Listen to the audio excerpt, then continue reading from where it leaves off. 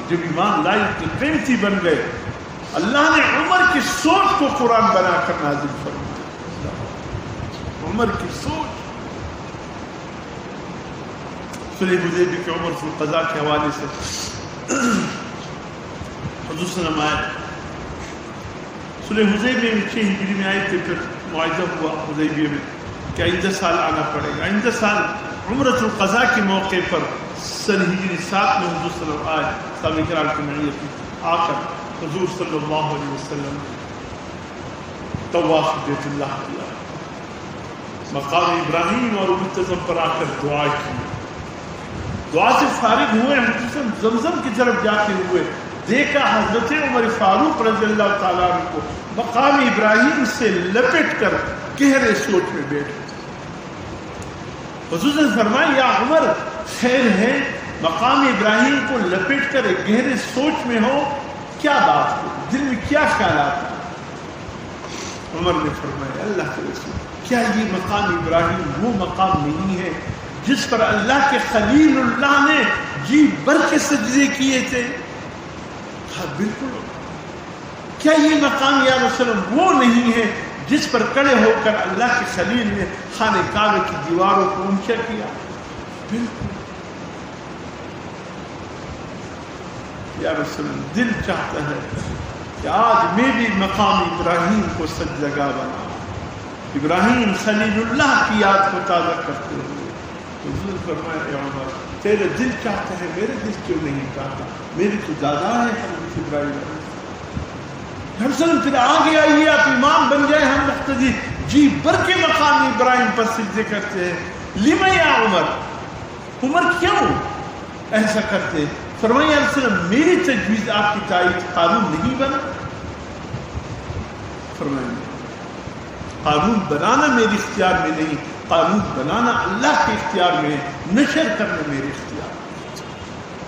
قانون اللہ بناتا ہے, اللہ کی طرف سے نازل ہو کر میرے پاس آتے میں پہ. یہی وقت تھا عمر دوبارہ سوچ میں پڑ گئے. حضور صلی اللہ علیہ وسلم نے چادر ہو عمر متوجہ ہو گئے یہ تو وہی کی آمد ہے.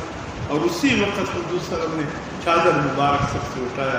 عمر مبارک ہو, اللہ نے تیری تجویز کی تائید فرما. میرے تائید کے بعد اللہ نے بھی تائید فرما دی. آیت نازل ہو گیا وَاتَّخِذُوا مِن مَقَامِ إِبْرَاهِيمَ مُصَلًّى. میرے عمر کی تجویز سے آج مجھے رب العالمین کو بھی اتفاق ہو گیا. اے میرے حبیب مقام ابراہیم کو سجدگاہ بنا لو.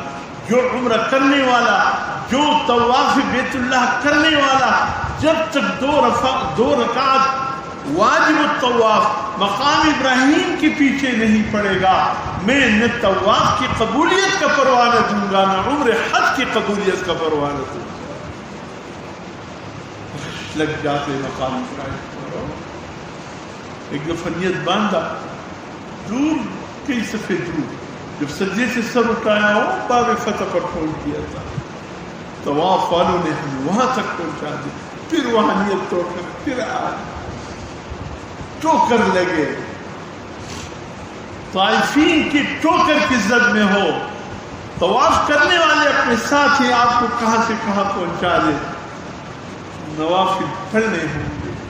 لیکن ایک دن مسلم کو دیکھا جہاں باب عبدالعزیز ہے حضور صلی اللہ علیہ وسلم طواف سے فراغت کے بعد وہاں 2 رکعت نفل واجب طواف پڑھ رہے تھے. صحابہ نے عرض کیا رسول اللہ یہ نفل مقام ابراہیم کے پیچھے پڑھنے کے نہیں ہے. فرمایا ہاں پڑھنے وہی ہے لیکن رش بہت زیادہ ہے. دور تک میں نے دیکھا مقام ابراہیم کے جگہ ہی نہیں ہے 2 رکعت نفل واجب طواف کی. اس لیے امت کی ایک سہولت کے لیے یہاں میں نے پڑھ لی. اگر رش بہت زیادہ ہو پھر کہیں پڑھ لو.